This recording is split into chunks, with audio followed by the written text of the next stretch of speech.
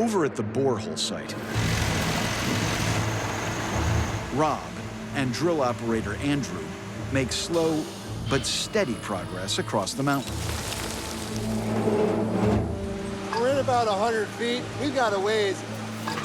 We're looking at a little over 900 feet to our target, so we're a little over a tenth of the way there. The horizontal drill is their last option to reach metal deposits identified below the waterfall. Knowing where the treasure is one thing. Getting to the treasure is something else. Since environmental restrictions prevent them from digging at the waterfall, they're drilling horizontally 930 feet through the mountain towards the void space, so they can feed in a borehole camera. There's lots of borehole cameras that will make it 930 feet to see exactly what we've hit. For the 3-inch drill to hit the void space from 930 feet away, it must maintain pinpoint accuracy. I'm getting more and more anxious because as we move further in, our ability to make a correction starts to shrink down by a lot. If the drill is knocked off course by even a few degrees, it could miss the void entirely by the time it reaches target depth. About how long you thinking until we pull the next sample? Why is you pull it down, Mike? So you pull it down, They need to constantly monitor coarse soil samples taken by the drill to ensure the bore hasn't shifted. If the samples stay the same, they know they are on the right directional track for the void. We're about to pull about another 4.5 feet of a core sample. I'm just keeping my fingers crossed that it's that exact consistent type of rock that we know is going to keep us on a straight path. Yeah, we have another small weathered formation here. This is ideal. The less of this, the better. If we can minimise the amount of broken ground, we've got more chance of keeping straight.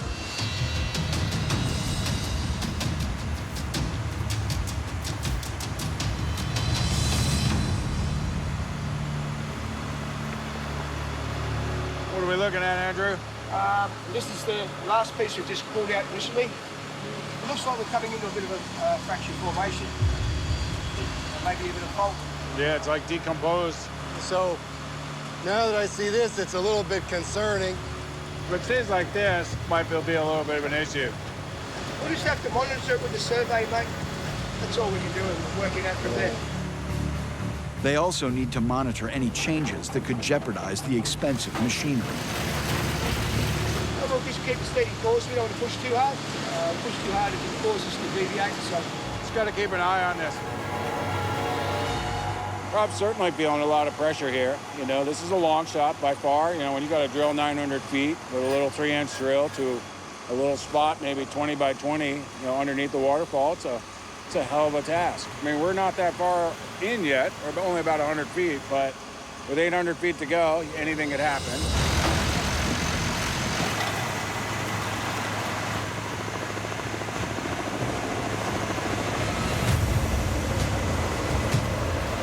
Seeing that, Rob? The helicopter coming in.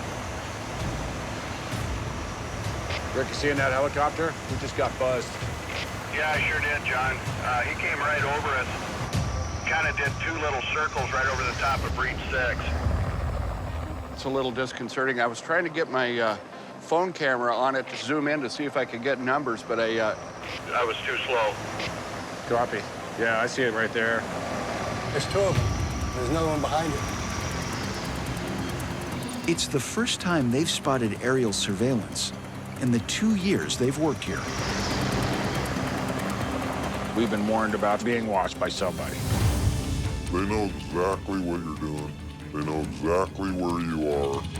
The team's new partner, experienced treasure hunter Chuck McDougall, also warned them. There are people that are going to observe everything you do, and if and when they think you found a treasure, they might step in and either steal it from you or just kill you right then and there. I'm just wondering if they just came in for a quick check on our progress. Copy that. All right, just keep an eye open and, you know, it's just another damn thing to worry about. If you're going after a treasure like this, chances are somebody's watching. As a result, John's hired security to safeguard the perimeters of their work sites. To protect this site, to protect our people, you know, it's best to have the right security team on site. We got security posted on every high point in this place, and I think we're good to go. Treasure hunting in general draws all kinds of people, and mostly unwanted people, to your site. You know, you put all this time and effort and research into a project to see fruition, and they're just gonna wait for you to do all the hard work and then just come in guns a-blazing and take it from you. So anything we can do to avoid that situation is paramount here. Later that day, Rob checks on the horizontal drill. We're over 200 feet in at this point. Everything's going well. The core samples, they all look really good. We're really getting back on track. We're back in the rock we want to be in. To keep the drill bit lubricated so it doesn't overheat and break, water continually cycles in and out of the borehole.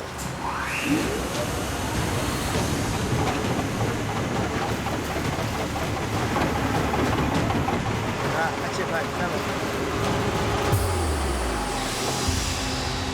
What happened? Down, snake, uppity. What's going on? Seeing as that we've lost all that circulation, so before we had lots of water return, lots of circulation, now we've got none, so it's going somewhere else. The water pumping into the borehole has disappeared. Andrew thinks the drill punctured an unexpected void space, which the water is now draining into. But with their waterfall target still 700 feet away, this hole is a complete mystery. Where did it go? Well, it's gone into a formation. I'm not sure where it's gone, no, it's just gone. We'll test how wide the void is. If it's any more than 2 to 3 feet, then we'll have to pull the rod. If the heavy drill bit extends too far into a cavity unsupported, it could snap, particularly if lack of water circulation overheats the bore. This kind of damage could keep them from ever reaching the waterfall. If you don't touch anything after 3 feet, it's no good. So we'll mark out 3 feet. We're gonna mark out the increments on the rods. He's gonna push a section through. We're gonna take a measurement and see how far across it takes before we're at something solid. Bring it in, please, mate, slowly, huh? Any resistance? Haven't felt anything yet. If there's something there, you'll feel it.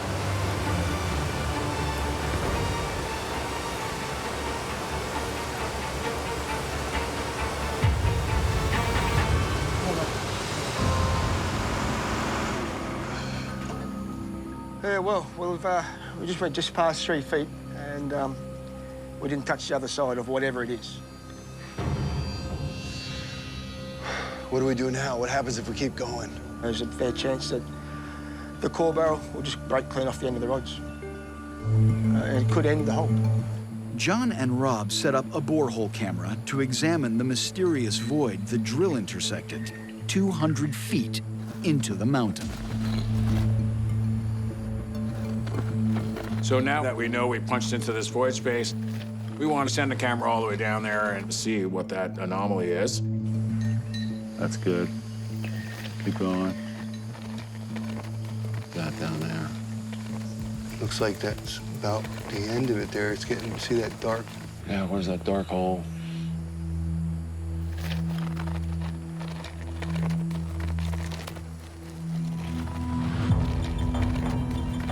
Holy smokes. That's a huge space. I didn't expect that. It's starting to look like a void space more than it is a fault line, Andrew. Definitely, it's not a fault. You guys said you hit something, lost some water. I'm figuring you hit a fault line. See if you can twist it a little bit. Hang on. Oh, what is that? What is that? Let me see if I can get a better look at it. Right there. Oh my God, that is definitely a piece of wood. That's a timber. What would Timmy be doing in there? Oh my God. There's a nail there. You see it? Mm-hmm. That looks like a man-made tunnel. Oh my God, I can't believe we're seeing this.